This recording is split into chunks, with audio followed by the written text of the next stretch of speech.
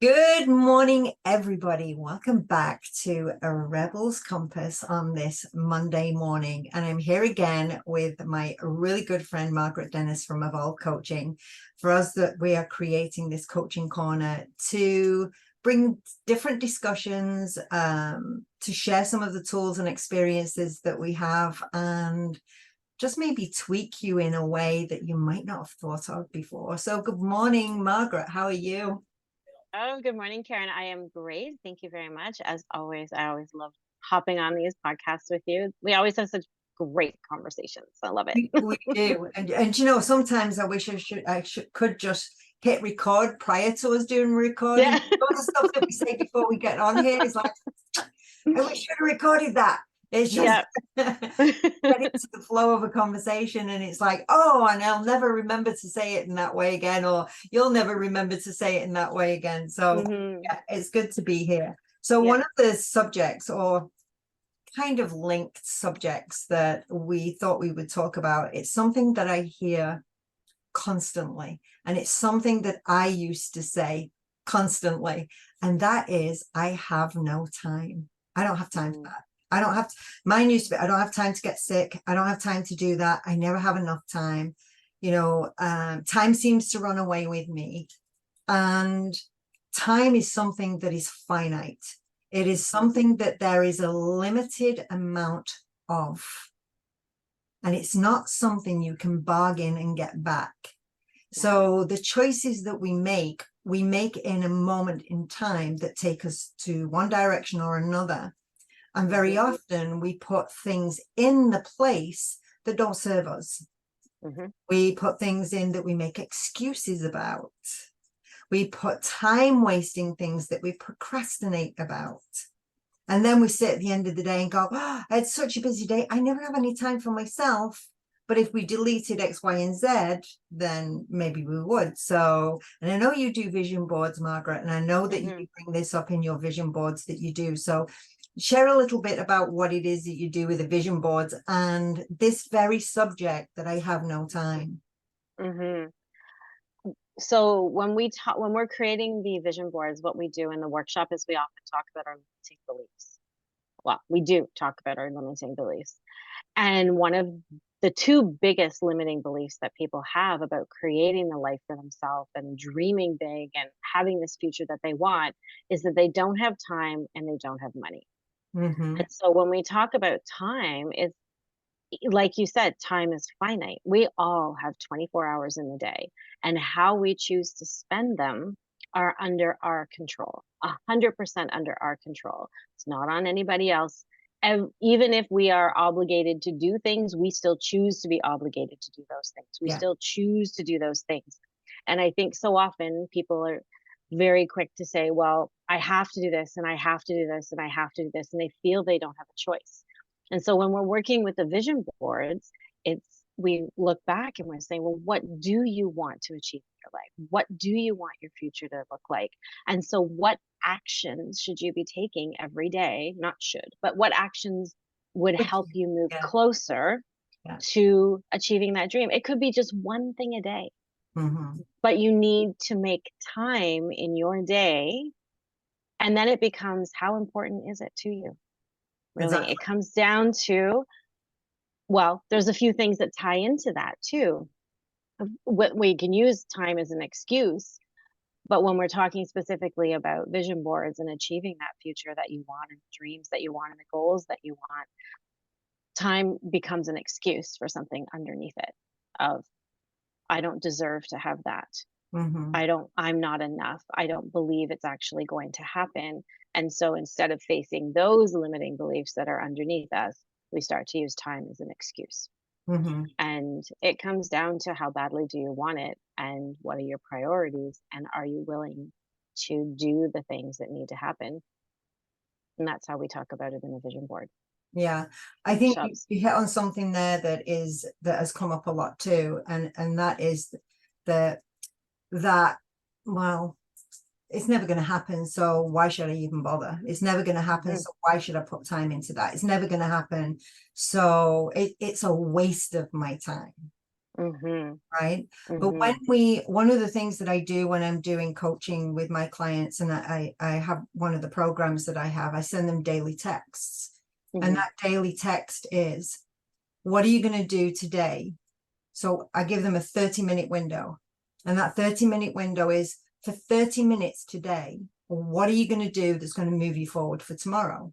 Because Mhm. everybody's got 30 minutes. Whether you put 5 minutes here, there, and everywhere to accumulate the 30 minutes, or whether you do the 30 minutes in one go, Mhm. everybody has 30 minutes to be able to move them forward. And if you use the analogy of a huge ship liner that moves 1 degree every day, Mhm. by the end of their destination, they won't have reached the destination. They'd reach somewhere else because they moved 1 degree every day. So Mhm. when we have that ability to say, if I was going to invest my time, then where would I invest it? Mhm. And can I invest 30 minutes into myself every single day without making an excuse that I don't have the time? Mhm. And there's a lot of people out there who won't make the time. I never did. My, I my never did either. my thing was always, my sentence was, I am so busy, I don't have the Mhm. time. Mhm. I'm so busy, I don't have the time. And I had something that happened to me a number of years ago. And while I was doing my own personal development and that kind of thing, several years ago, my dad was really sick and getting ready to cross over. Mhm. And we were having a conversation, and he was in a lot of pain, and he was holding on and holding on and holding on. And it was a question that I asked, and the answer that came back was, Karen, you can always earn more money, but you can never earn more time. Mhm. Wherever you invest in yourself is where you get the payment, or the outcome later on. And that hit me Mhm. so hard at that time. I was vulnerable. I was in a space where my dad was crossing over, but that message to me hit Mhm. me on such a level that when I came back from that, I started asking myself questions. And I was always one that was a people pleaser. That was my sign, people pleaser. Mhm.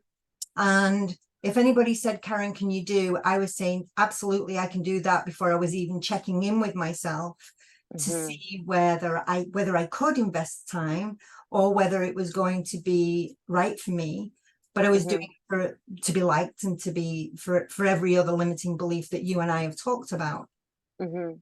But when I came back from this, I actually started to ask myself, if I'm going to invest my heart and my energy into something that is powerful for me and for the person that I'm sharing my time with, Mhm. is that an investment I want to make, or not? Mhm. And it might be that that investment can't happen right now, but it can happen a week from now, a day from now, a year from now. But if that investment isn't something that's going to benefit everybody, including me, then that investment doesn't happen. And that's how I started to process this. So I began to understand it a little better, because up until that point, the whole concept of that was alien to me, because it was always, I don't have enough time. Mhm. I can 100% relate to that. Yeah. I was I was a bona fide certified people pleaser for a very, very long time, and I always put everything else above myself. I thought I was doing self-care, and I thought I was giving myself time for me, but I wasn't, and my big thing was I was so busy, I was so busy, I was so busy. It was because I was so busy doing everything for everybody else and not really doing the things for me that Mhm. helped fill me up. And I learned a different approach to time. I think it was a year and a half ago with a business coach that I had, 'cause I was really knuckling down to build the business. And she teaches women who work from home how to create a business online and what you need to do. And she's like, I have women creating, multi-million dollar businesses at 3 or 4 hours a week. And I was like, how do you do that? Right. But her whole thing was, you make time where you have time as well. It's like, look at your day, see what you're doing, and then use your time wisely, do the things that are going to move you forward, do the things that make sense. And for the first time, I really sat down and looked at what do I do every day? Like how long do I do X, Y, and Z? And, how many times do I get distracted by my phone and find, 30 minutes later, I'm still scrolling through Facebook or Instagram, or I'm still responding to messages that I really don't need to respond to at that time. And where would the energy and focus be better spent? And so it was a learning curve for me, but also realizing, so coming from a corporate background where you have very regimented time, right? You only have so much time in the morning to get ready, and then you're at work and you do your job home. All of a sudden, I was in total control of my time. And it's how do you balance that time? And now it's come that time is fluid, right? Mhm. I don't have to be on a specific clock time doing things a specific way at a specific time. So it's become something that I've looked at differently. It's how do Mhm. you manage your time when you have the ability to be a little bit more flexible, but also where do you focus when you have, like, as you get busier and busier, then how do you keep that momentum? How do Yeah. you keep the focus on the things that you need to do? But it comes down to priorities and impact, I think. And also to touch a little bit on what you had said too, is in a different way, but deciding where you want to invest your time is also, as we talked about a few weeks ago, around setting boundaries around your time too, Mhm. right? And so I know as I've been growing my business, I want to keep time aside for family. That's Yeah. important to me. Time aside for my own self-care. That's really important to me. And also time to be growing the business and working my business. And so it's been a matter of where are those priorities?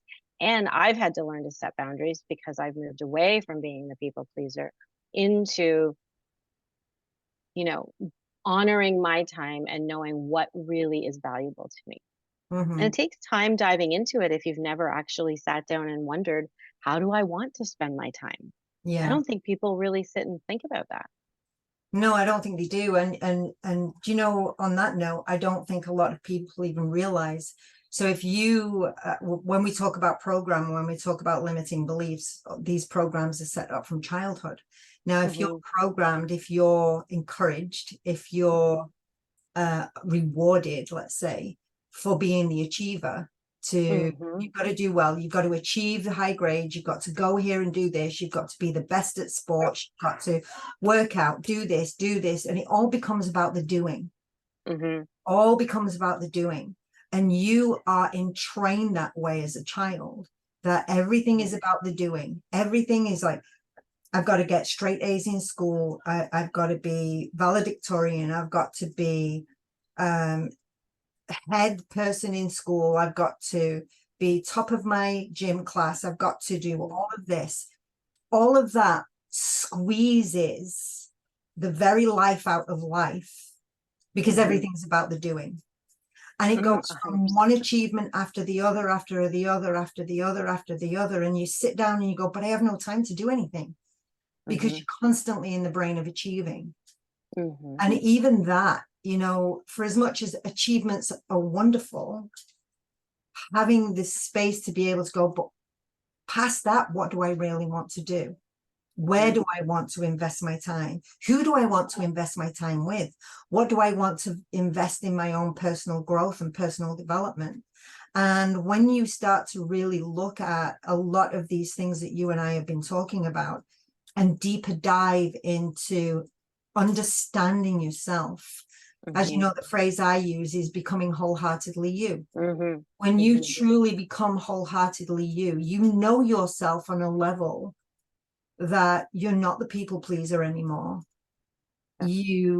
You're not the achievement orientated person trying to get accolades just so you feel good about yourself.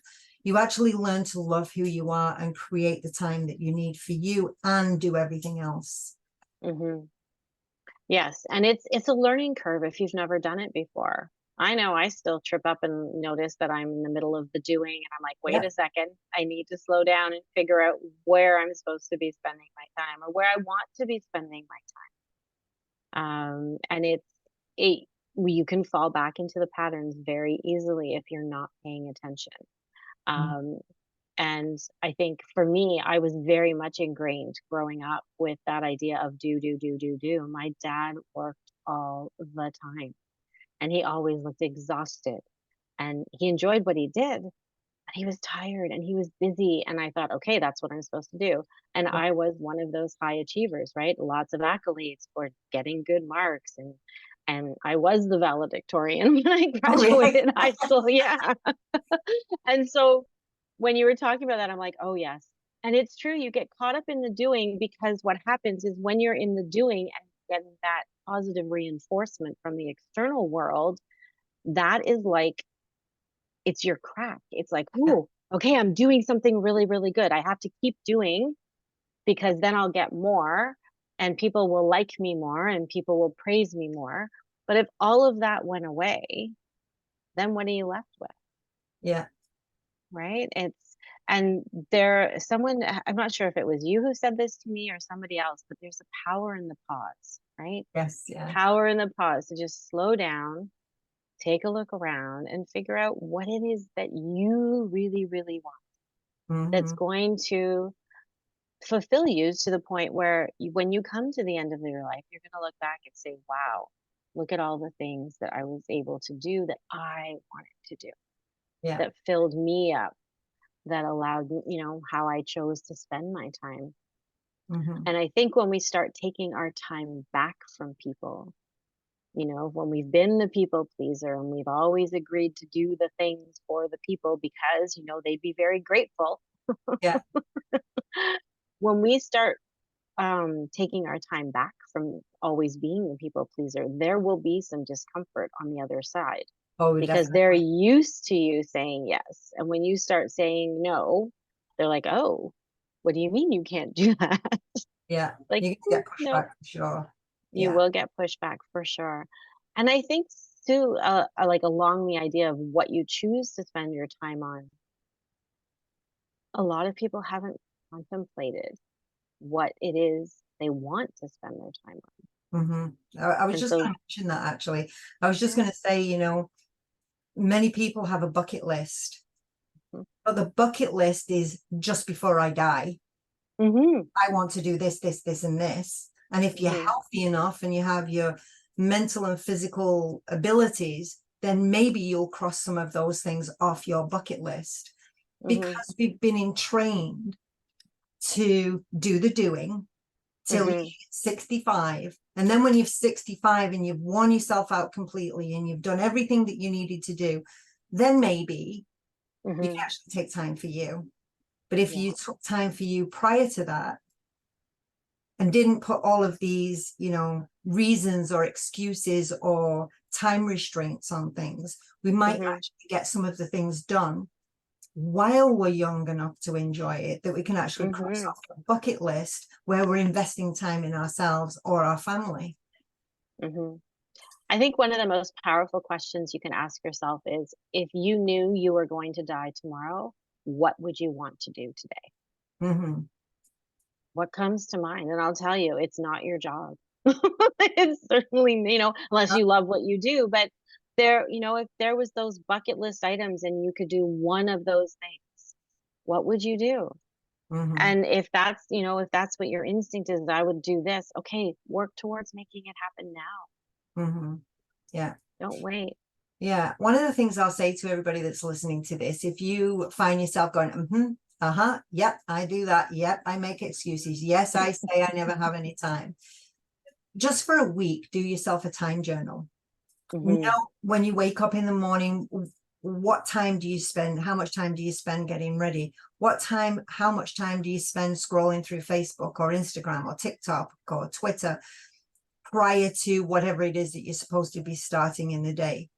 What conversations do you get in with people that suck you into a drama that you might spend 45 minutes to 4 hours on the phone with somebody that takes you away from something that you want to do. And that's not to say don't listen to a friend. It's be mindful of your time.